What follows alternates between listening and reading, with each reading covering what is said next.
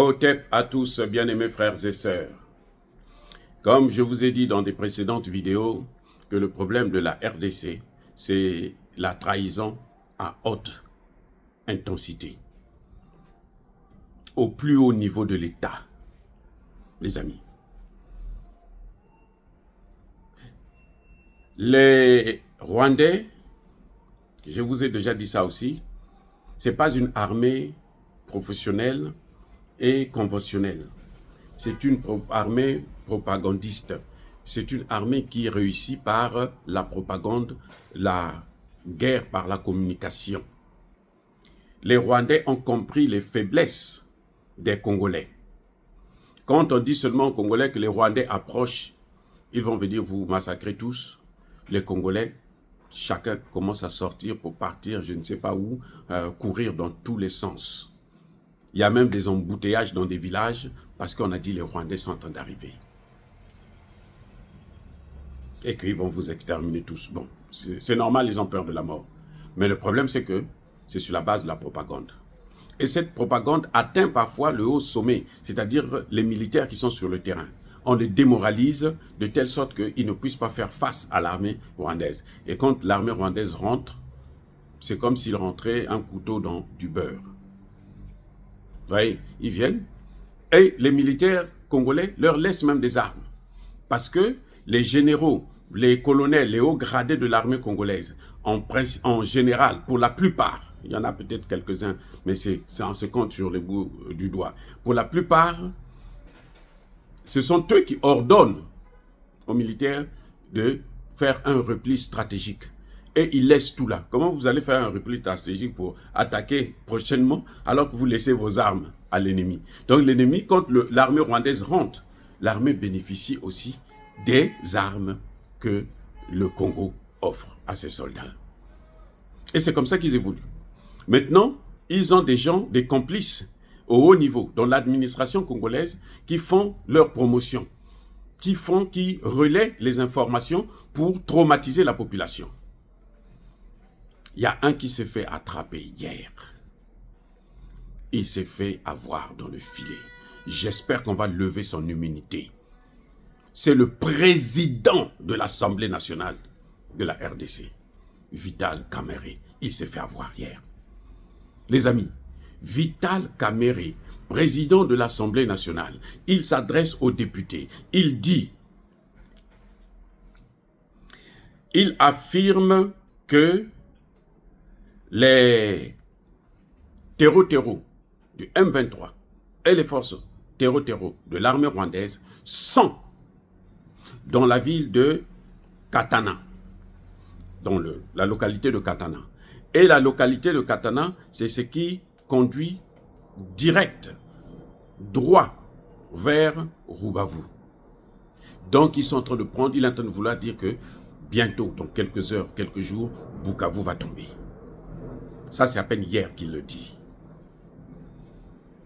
Il dit que Bukavu va tomber parce que les terreaux sont à Katana. Vous vous rendez compte? Il traumatise la population. À Bukavu, c'était alors la débandade totale. À cause de ce qu'a dit Vital Kamerhe, complicité de génocide. La plainte que Constant Mutamba a portée là, il faut que ça aille jusqu'au bout. Et on va voir là, les complices qui sont à Kinshasa, dans l'administration et dans l'armée, les généraux là.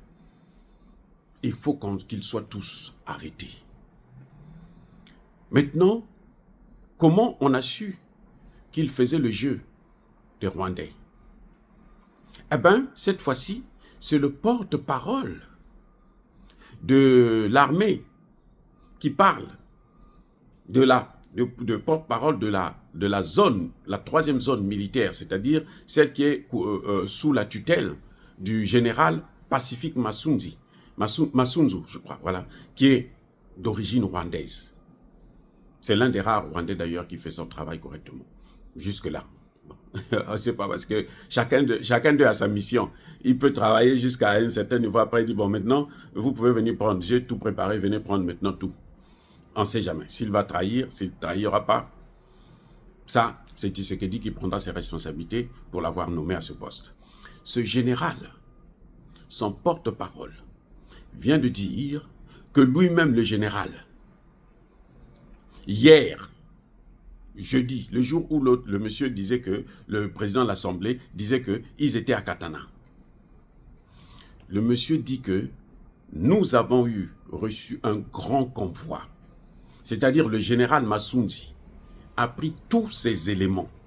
Ils ont fait Bukavu jusqu'à Hiroshi, en route, pas par avion, par route.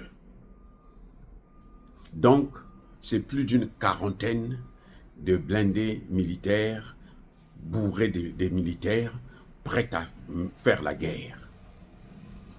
Les amis, imaginez quoi? Sur cet espace-là, pour quitter de Bukavu à Hiroshi, il faut passer par Katana, il faut passer par Kabamba, il faut passer par Kasheke, il faut passer par Michebore. Ils ont fait tout ce trajet-là. Ils n'ont pas vu un seul terreau rwandais. Alors, pourquoi le président de l'Assemblée nationale a affirmé devant les parlementaires qu'ils sont à Katana? Qui lui a donné l'information? Comment il a su qu'ils sont à Katana? Voilà les questions qui se posent. Ça veut dire qu'il est complice avec le M23. Comment voulez-vous qu'un pays comme ça puisse se libérer? Comment? Et tout le monde regarde Tshisekedi, on accuse Tshisekedi, on dit que Tshisekedi est à l'origine de tout. Voilà le problème. Je vous ai déjà dit, le problème du Congo, c'est la haute trahison. Les Congolais aiment l'argent. En tout cas, les Zaïrois, ils aiment l'argent. Ils sont accros de l'argent. Avec l'argent, vous pouvez acheter tout ce qu'ils ont, y compris eux-mêmes, leur propre corps, ils vont vendre. Voilà, ça est là. Vous comptez sur 100 généraux, vous avez 90 qui sont au service de Kagame. À cause de quoi? De l'argent. Nous, on appelle ça au Congo, Mossolo. Quand ils voient l'argent, ils tremblent. Quand on leur parle d'avoir une maison aux États-Unis, en France, au Canada et autres, ils tremblent. En Belgique, ils tremblent. C'est pour ça qu'ils sont en train de sacrifier leur pays. Nous comptons maintenant sur cette jeunesse qui se mobilise derrière Tshisekedi. Parce que qu'on le veuille ou non, Tshisekedi jusque-là bénéficie du soutien incontestable de la population congolaise. On l'a vu hier, lors du meeting du fameux Corneille Nangaa, le génocidaire, eh bien, les Congolais ont chanté le nom de Tshisekedi, Fati président. Alors qu'il est venu à présenter aussi sa petite copine, sa petite femme de merde, les deux criminels. Donc, elle, la femme, quand il a exposé là, ça veut dire que la femme est son complice. Donc, quand lui va être arrêté pour crime et génocide là, la femme aussi va partir avec lui. Ce qu'il oublie, c'est ça. La force là, elle a des limites. Je vous ai dit, Zelensky, Trump a dit, il ne sera même pas là pour les négociations. Et il ne va plus être président. Parce qu'il faut qu'il organise les élections et il va partir. C'est lui qui est à l'origine de tout ce bordel-là. Les amis, le problème du Congo, je le répète encore, c'est la haute trahison. La trahison au plus haut niveau. Jusqu'au niveau de la présidence, dans le cabinet du président. Le président ne sait plus à qui, ne sait plus qui faire confiance. Qui peut bénéficier de la confiance du président aujourd'hui? On ne sait pas. Parce que c'est la pourriture qu'ils sont en train de montrer. Les Congolais sont en train de découvrir le vrai visage des Congolais qui ont dirigé. Et on comprend pourquoi cette situation a duré si longtemps. Parce qu'ils sont pourris. Ils sont pourris jusqu'à la moelle épinière. Généraux, ministres, députés, surtout les députés, sénateurs, là, c'est même pas la peine. Ils sont pourris. opposition, et oh là là là là. Incroyable. Donc, bien-aimés frères et sœurs, voilà ce qui est en train de se passer.